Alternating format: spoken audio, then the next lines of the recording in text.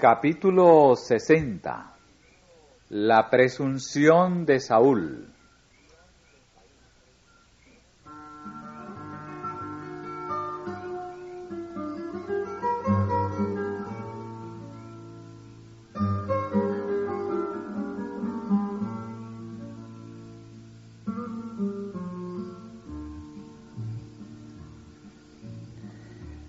Después de la asamblea de Gilgal, Saúl licenció el ejército que había acudido a su llamamiento para destruir a los amonitas. Solo retuvo una reserva de 2,000 hombres que habían de permanecer apostados bajo su mando en Micmas, y 1,000 hombres para que asistieran a su hijo Jonatán en Gabaa. Esto fue un grave error. Su ejército se había llenado de esperanza y ánimo con la victoria reciente, y si él hubiera procedido inmediatamente contra otras naciones enemigas de Israel, habría dado un golpe decisivo en pro de las libertades de la nación. Mientras tanto, sus belicosos vecinos, los filisteos, estaban activos. Aún después de la derrota de Eben-Ezer, habían conservado algunos fortines en las colinas de la tierra de Israel, y ahora se establecieron en el mismo corazón del país. En cuanto a facilidades, armas y equipos en general, los filisteos tenían una gran ventaja sobre Israel. Durante el largo periodo de su opresión, habían procurado acrecentar su poder, prohibiéndoles a los israelitas que practicaran el oficio de herreros, no fuera que se fabricaran armas de guerra. Una vez hecha la paz, los hebreos hubieron de seguir acudiendo a las guarniciones filisteas para los trabajos de esa clase que necesitaban. Dominados por el amor a la comodidad y por el espíritu abyecto que creara la larga opresión, los hombres de Israel habían descuidado en alto grado el proporcionarse armas de combate. En la guerra se usaban arcos y hondas, y los israelitas podían obtener estas cosas, pero ninguno de ellos, excepto Saúl y su hijo Jonatán, poseían una lanza o una espada.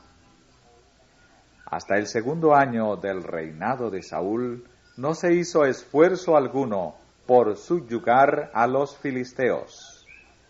El primer golpe fue dado por Jonatán, el hijo del rey, que atacó y venció la fortaleza de Gaba. Los filisteos, exasperados por la derrota que habían sufrido, se dispusieron a atacar con celeridad a Israel. Saúl mandó entonces proclamar la guerra a son de trompeta en toda la tierra, para llamar a todos los hombres de guerra, inclusive las tribus de allende el Jordán, a fin de que se reunieran en Gilgal. Esta orden y citación fue obedecida.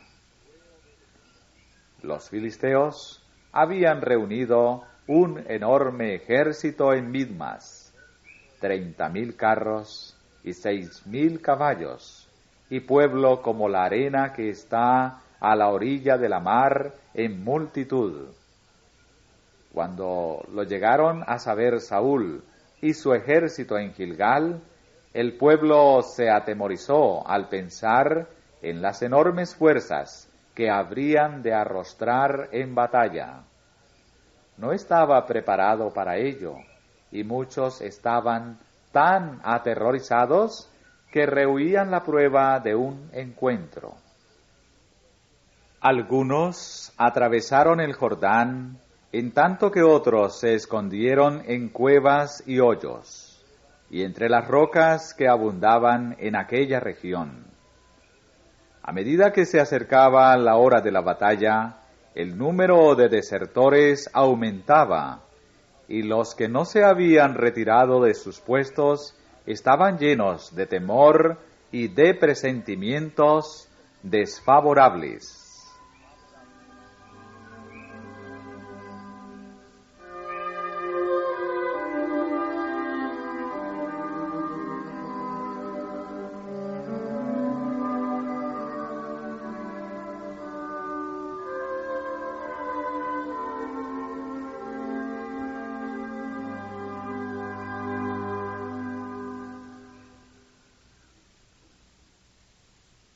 Cuando Saúl fue ungido rey de Israel, había recibido de Samuel instrucciones precisas acerca de la conducta que debía seguir en esa ocasión.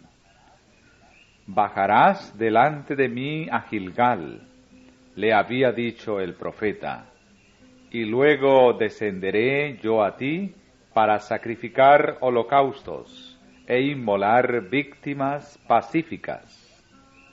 Espera 7 días hasta que yo venga a ti y te enseñe lo que has de hacer. Saúl estuvo aguardando un día tras otro, pero sin hacer esfuerzos decididos por animar al pueblo ni inspirarle confianza en Dios.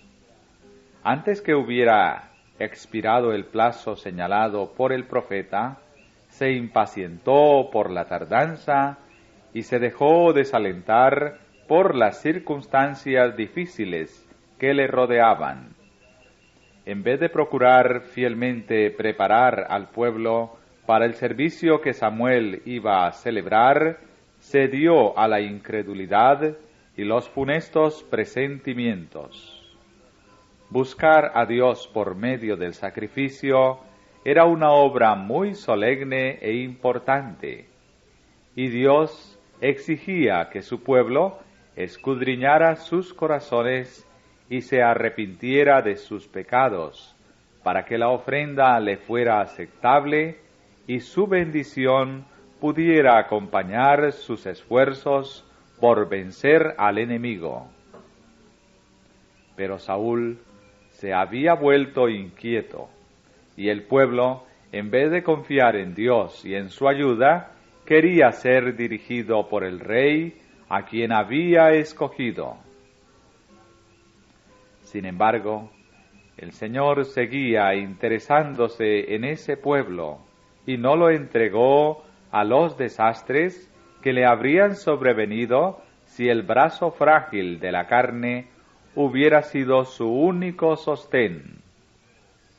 Lo puso en estrecheces para que pudiese convencerse de cuán insensato es fiar en el hombre y para que se volviera a él como a su única fuente de auxilio. Había llegado la hora de la prueba para Saúl.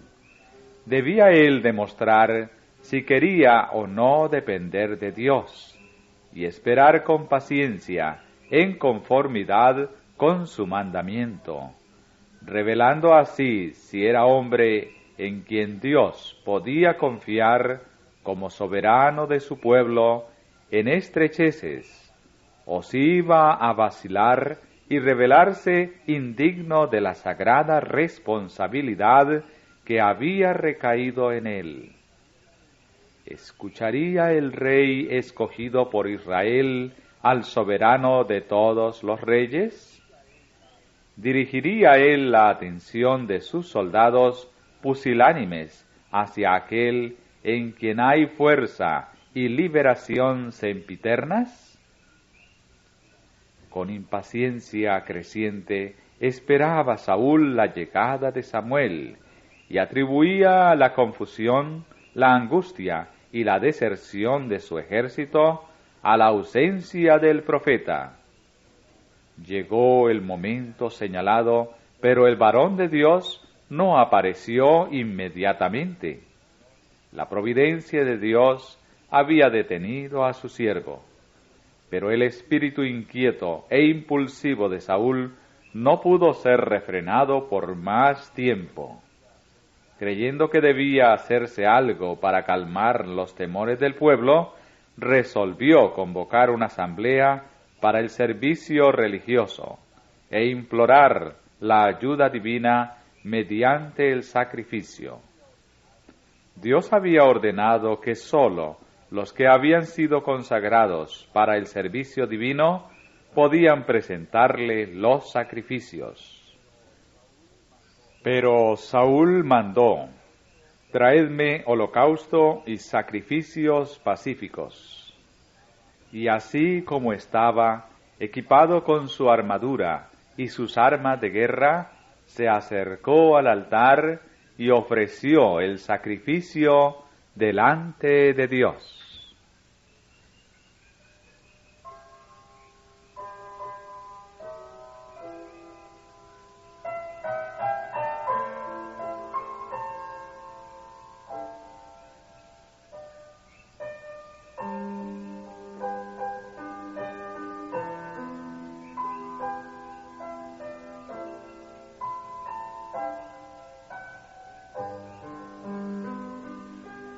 Y como él acababa de hacer el holocausto, he aquí Samuel que venía, y Saúl le salió a recibir para saludarle. Samuel vio enseguida que Saúl había obrado contrariamente a las instrucciones expresas que se le habían dado. El Señor había dicho por medio del profeta que en esa ocasión revelaría lo que Israel debía hacer en esta crisis. Si Saúl hubiera cumplido las condiciones bajo las cuales se prometió la ayuda divina, el Señor habría librado maravillosamente a Israel mediante los pocos que permanecieran fieles al rey. Pero Saúl estaba tan satisfecho de sí mismo y de su obra que fue al encuentro del profeta como quien merecía alabanza y no desaprobación.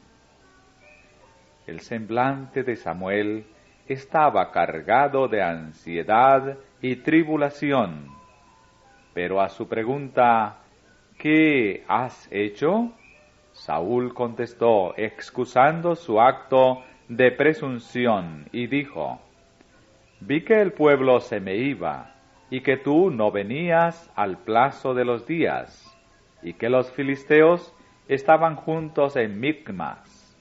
Me dije: los filisteos descenderán ahora contra mí a Gilgal, y yo no he implorado el favor de Jehová. Esforcéme, pues, y ofrecí holocausto. Entonces Samuel dijo a Saúl: locamente has hecho. No guardaste el mandamiento de Jehová tu Dios, que él te había intimado, porque ahora Jehová hubiera confirmado tu reino sobre Israel para siempre. Mas ahora tu reino no será durable. Jehová se ha buscado varón según su corazón, al cual Jehová ha mandado que sea capitán sobre su pueblo. Y levantándose Samuel, subió de Gilgal a Gabaa de Benjamín. O Israel debía dejar de ser el pueblo de Dios, o el principio en que se fundaba la monarquía debía mantenerse, y la nación debía ser gobernada por un poder divino. Si Israel quería pertenecer enteramente al Señor, si la voluntad de lo humano y de lo terrenal se mantenía en completa sujeción a la voluntad de Dios, Él continuaría siendo el soberano de Israel. Sería Él su defensa mientras el rey y el pueblo se condujeran como subordinados a Dios. Pero ninguna monarquía podía prosperar en Israel si no reconocía en todas las cosas la autoridad suprema de Dios. Si en esta hora de prueba Saúl hubiera demostrado alguna consideración por los requerimientos divinos, el Señor podría haber realizado su voluntad por medio de él. Al fracasar, entonces, demostró que no era apto para desempeñar el cargo de vicegerente de Dios ante su pueblo. Más bien, descarriaría a Israel. Su voluntad, y no la voluntad de Dios, sería el poder dominador. Si Saúl hubiera sido fiel, su reino se habría afirmado para siempre.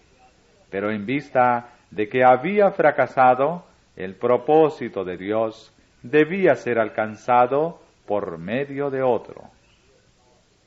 El gobierno de Israel debía ser confiado a quien gobernara al pueblo de acuerdo con la voluntad del cielo.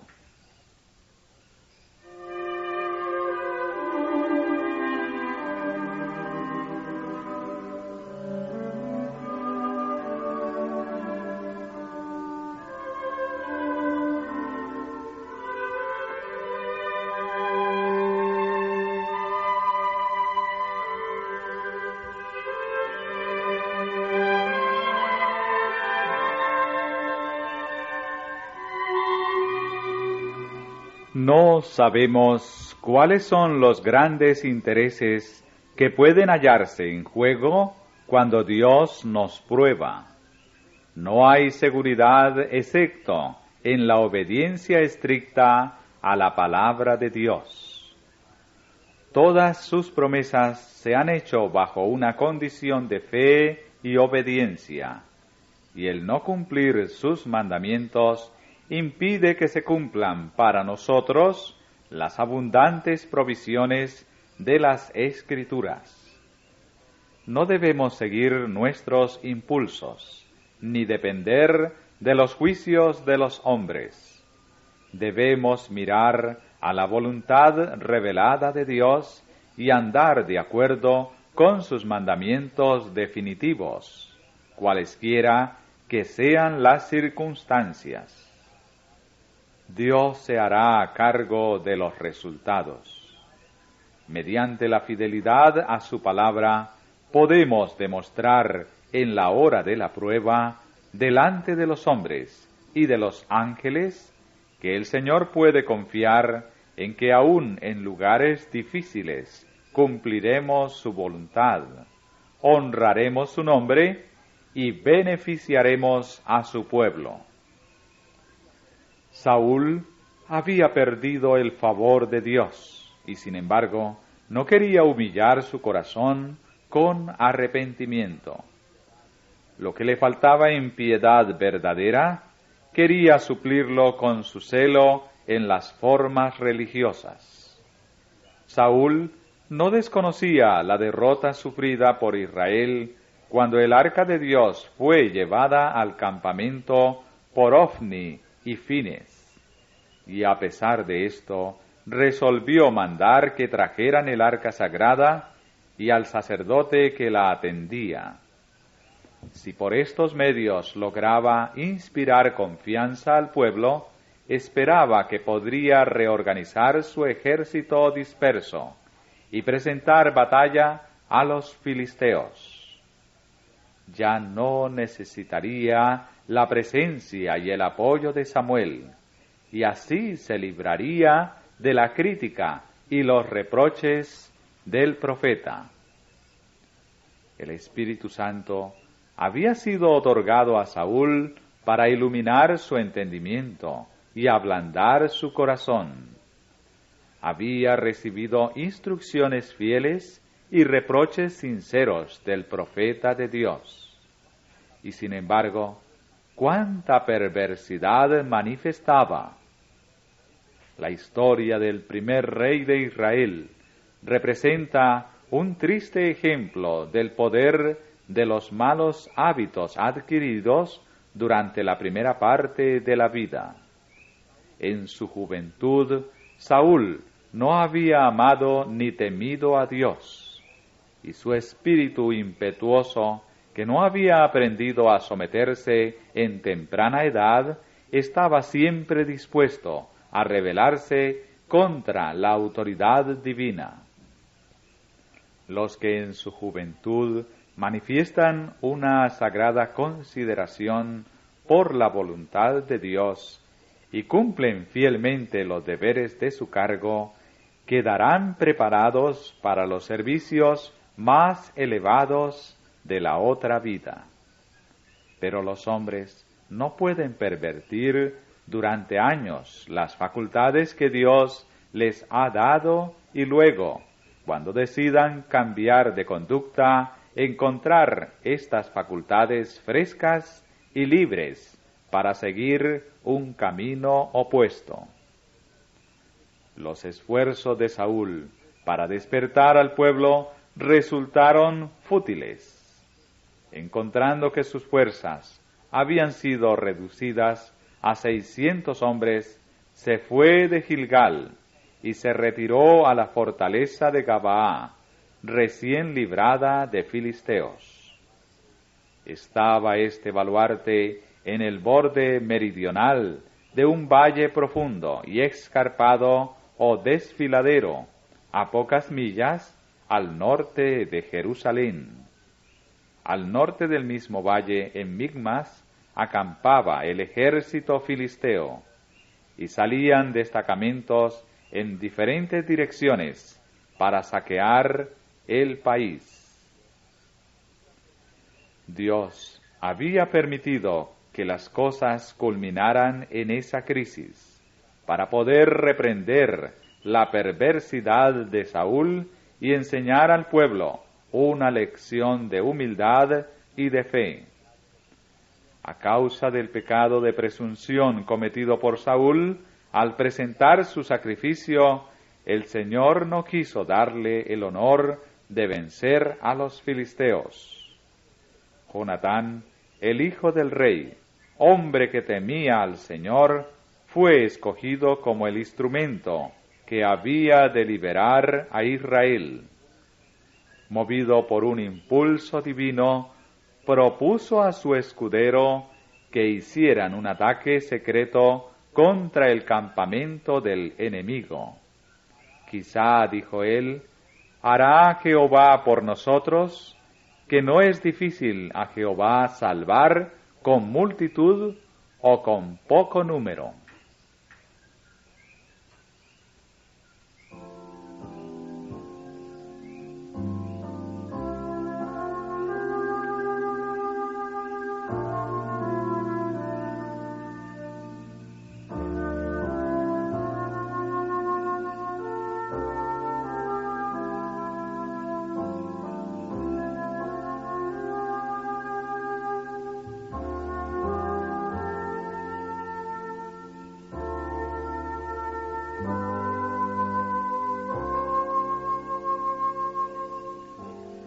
El escudero, que también era hombre de fe y oración, le alentó en su plan, y juntos se retiraron secretamente del campamento, no fuese que sus propósitos encontraran oposición. Después de orar con fervor al guía de sus padres, convinieron en una señal por medio de la cual determinarían su modo de proceder. Luego, bajando a la garganta que separaba los dos ejércitos, avanzaron en silencio, a la sombra de la roca a pique y parcialmente ocultados por los montículos del valle. Al aproximarse al fuerte filisteo, fueron vistos por sus enemigos, quienes exclamaron en tono insultante: «He aquí los hebreos que salen de las cavernas en que se habían escondido», y los desafiaron diciéndoles: «Subid a nosotros, y os haremos saber una cosa», con lo cual querían decir que castigarían a los dos israelitas por su atrevimiento. Este reto era la señal que Jonatán y su compañero habían convenido en aceptar como testimonio de que el Señor daría éxito a su empresa. Desapareciendo entonces de la vista de los filisteos y escogiendo un sendero secreto y difícil, los guerreros se dirigieron a la cumbre de una peña que había sido considerada inaccesible y que no estaba muy resguardada. Penetraron así en el campamento del enemigo y mataron a los centinelas, que, abrumados por la sorpresa y el temor, no ofrecieron resistencia alguna. Los ángeles del cielo escudaron a Jonatán y a su acompañante, pelearon a su lado, y los filisteos sucumbieron delante de ellos. La tierra tembló como si se aproximara una gran multitud de soldados a caballo y carros de guerra. Jonatán reconoció las muestras de ayuda divina, y hasta los filisteos comprendieron que Dios obraba por el libramiento de Israel. Un gran temor se apoderó de la hueste enemiga, tanto en el campo de batalla como en la guarnición.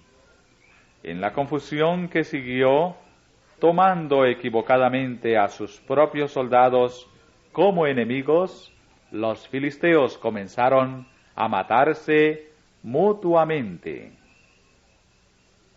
Pronto se oyó en el campamento de Israel el ruido de la batalla. Los centinelas del rey le informaron que había una gran confusión entre los filisteos y que su número estaba disminuyendo.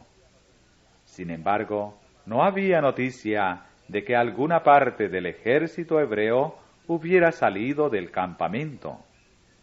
Al inquirir sobre el asunto, se comprobó que nadie se había ausentado del campamento excepto Jonatán y su escudero.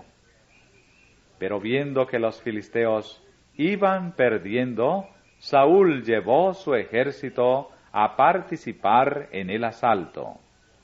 Los desertores hebreos que se habían pasado al enemigo se volvieron ahora contra él. Gran número salió también de sus escondites, y mientras los filisteos huían, el ejército de Saúl les infligió terribles estragos.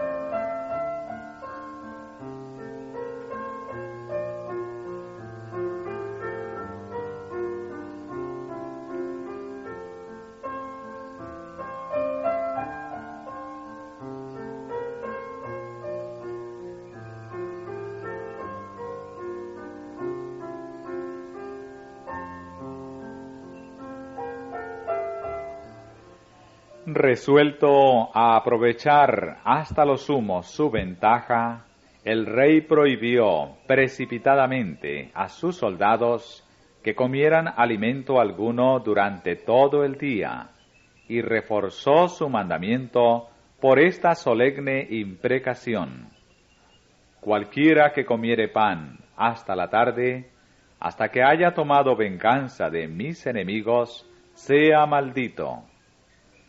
Ya se había ganado la victoria, sin el conocimiento ni la cooperación de Saúl, pero él esperaba distinguirse mediante la destrucción total del ejército derrotado. La orden de no comer fue motivada por una ambición egoísta y demostraba que el rey era indiferente a las necesidades de su pueblo cuando ellas contrariaban su deseo de ensalzamiento propio. Y al confirmar esta prohibición, mediante un juramento solemne, demostró Saúl que era profano a la vez que temerario. Las palabras mismas de la maldición atestiguan que el celo de Saúl era en favor suyo y no para la gloria de Dios. declaró que su propósito no era que el Señor fuese vengado de sus enemigos, sino que haya tomado venganza de mis enemigos. La prohibición dio lugar a que el pueblo violase el mandamiento de Dios. Habían estado peleando todo el día y se sentían débiles por falta de alimento. Y tan pronto como terminaron las horas abarcadas por la restricción, cayeron sobre el botín de guerra y devoraron carne con sangre, violando así la ley que prohibía comer sangre.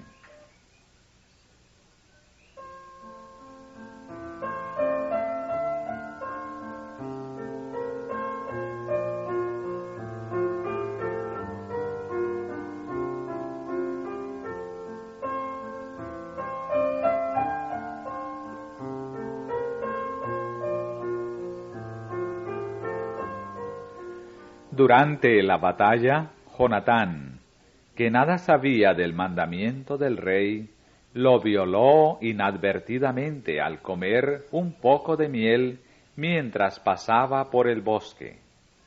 Saúl lo supo por la noche. Había declarado que la violación de su edicto sería castigada con la muerte. Aunque Jonatán no se había hecho culpable de un pecado voluntario, a pesar de que Dios le había preservado la vida milagrosamente y había obrado la liberación por medio de él, el rey declaró que la sentencia debía ejecutarse. Perdonar la vida a su hijo habría sido de parte de Saúl reconocer tácitamente que había pecado al hacer un voto tan temerario. Habría humillado su orgullo personal. Así me haga Dios, fue la terrible sentencia, y así me añada, que sin duda morirás, Jonatán.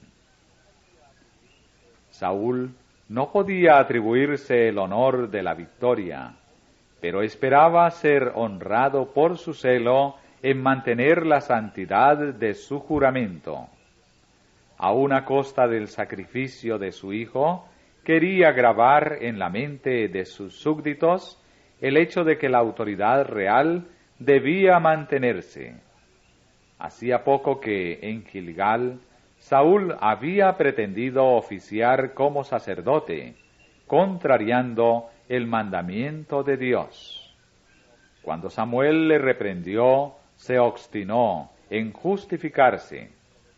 Ahora que se había desobedecido a su propio mandato, a pesar de que era un desacierto y había sido violado por ignorancia, el rey y padre sentenció a muerte a su propio hijo. El pueblo se negó a permitir que la sentencia fuese ejecutada. Desafiando la ira del rey, declaró: «¿Ha pues de morir Jonatán, el que ha hecho esta salud grande en Israel? No será así.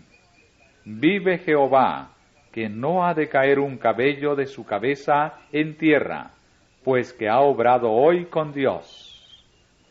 El orgulloso monarca no se atrevió a menospreciar este veredicto unánime, y así se salvó la vida de Jonatán.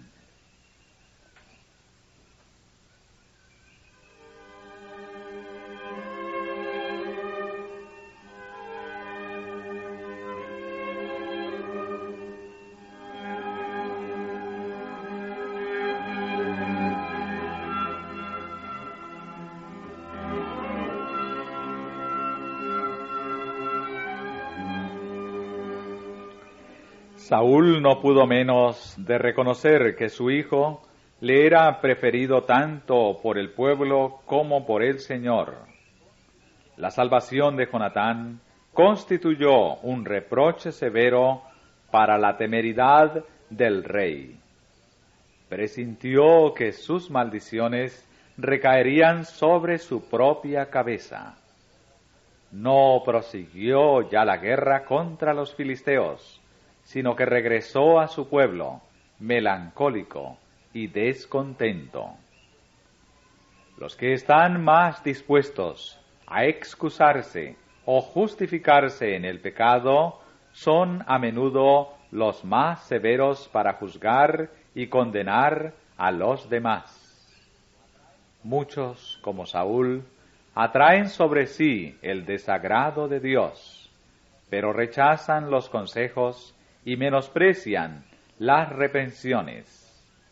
Aun cuando están convencidos de que el Señor no está con ellos, se niegan a ver en sí mismos la causa de su dificultad.